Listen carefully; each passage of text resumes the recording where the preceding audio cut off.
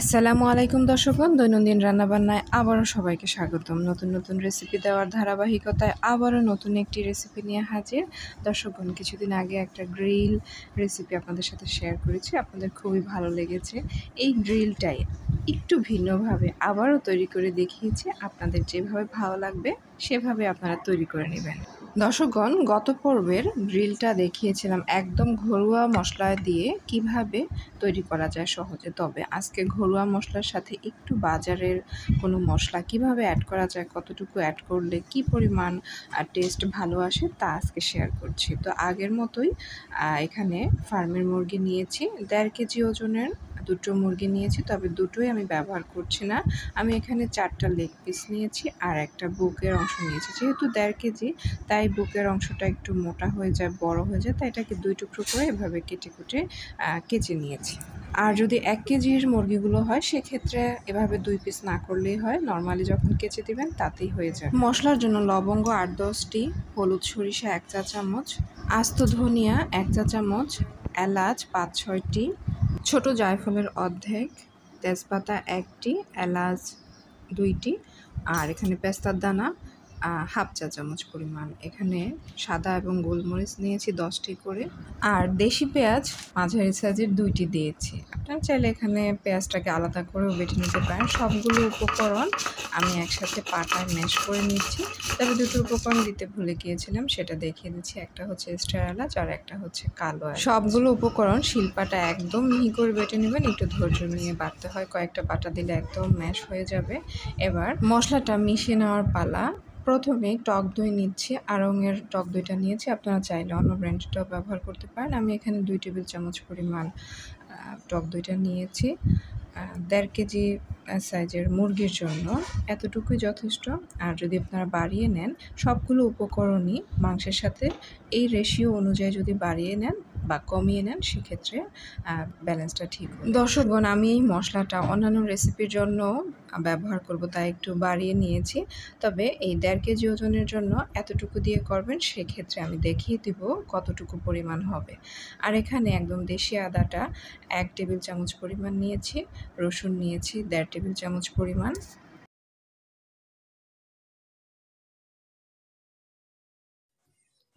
আর পেঁয়াজ বাটা দিচ্ছি। ওই তখন যদি দেন তাহলে এটা দেওয়ার দরকার নেই, আমি আলাদা করে বেটে নিয়েছিলাম, এখানে 1.5 চা চামচ পরিমাণ হবে। আর জিরা বেটে নিয়েছিলাম, এখানে 1 চা চামচ পরিমাণ দিয়েছি।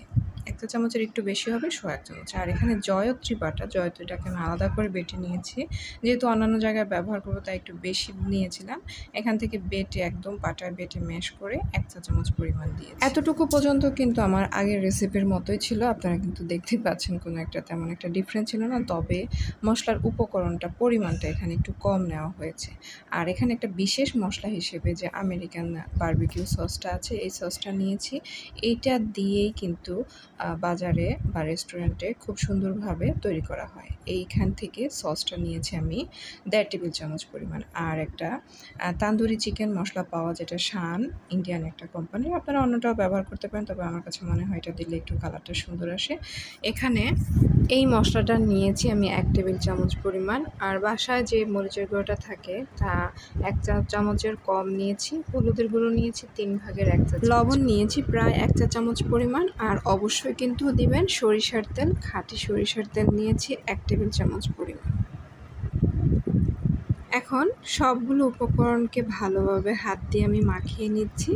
মাখিয়ে যত বেশি সুন্দরভাবে মাখাবেন, তত বেশি কিন্তু সুন্দরভাবে মাংসের মধ্যে ঢুকবে।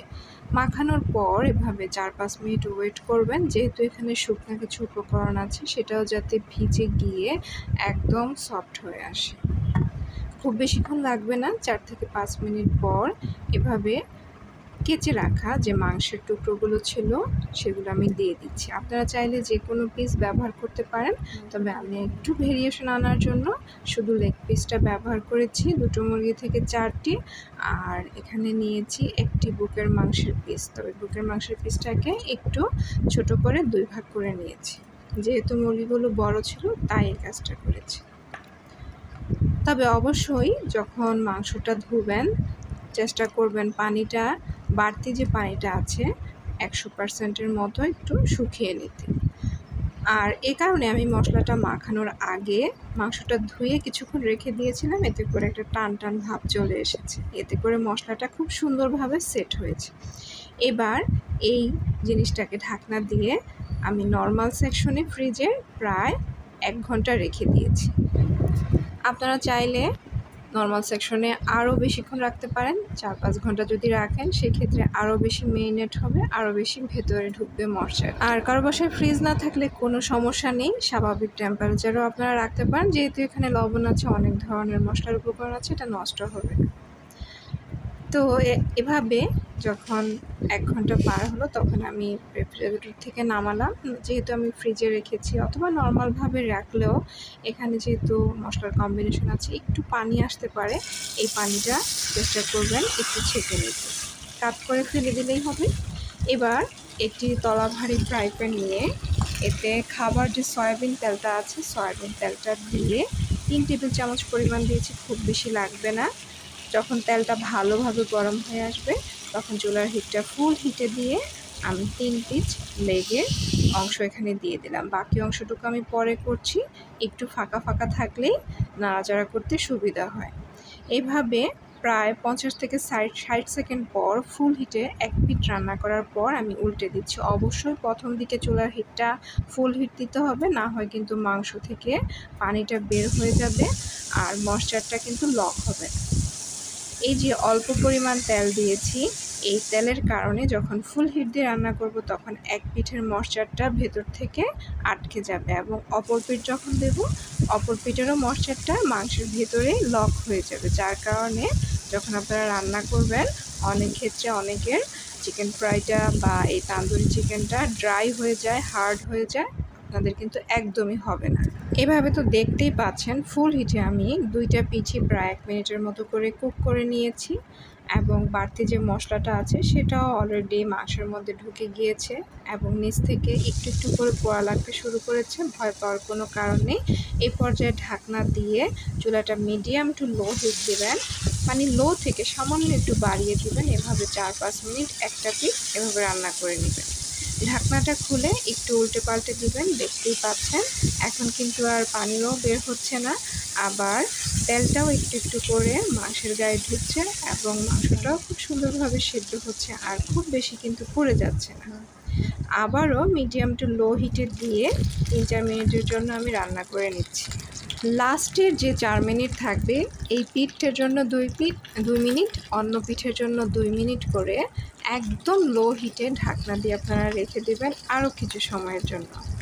আর দেখতেই পাচ্ছেন সম্পূর্ণ তেলটা এখনও কিন্তু শেষ হয়নি, অল্প একটু তেল এখনও বাকি রয়ে গিয়েছে এবং আমাদের যে চিকেন ফ্রাইটা আছে সেটাও মোটামুটি 15 থেকে 16 মিনিটের মধ্যে অলরেডি রান্না হয়ে গিয়েছে। আর খুব সুন্দর একটা পোড়া পোড়া কালার এসেছে। উপরের দিক থেকে দেখেন যে জায়গাটা আমরা কেচে দিয়েছিলাম সেখানে একটু মশলাটা সেট হওয়ার কারণে মশলাটা আর মাংসের উপরের দিকের হালকা একটু লেয়ার একটু ব্রাউন ব্রাউন হয়েছে, কালো কালো হয়েছে। এই পোড়া পোড়া ভাবটা কিন্তু একদমই ভেতরে ঢুকে নেয়। আপনারা যখন খাবেন ভেতর দিকে একদম সফট থাকবে, জুসি জুসি থাকবে এবং ভেতরের দিকে মশলার কামড়ে কামড়ে নির্যাসটা আপনারা খুব সুন্দরভাবে বুঝতে পারবেন। তাহলে দর্শকগণ দেখলেন তো কত সহজে একটু টিপস অ্যান্ড ট্রিক ফলো করেই খুব সুন্দরভাবে বাজারের চেয়েও সেরাভাবে তান্দুরি চিকেন তৈরি করে ফেলা যায়। আর তার সাথে তো অবশ্যই নান রুটি থাকবে এবং অবশ্যই রায়তা থাকবে।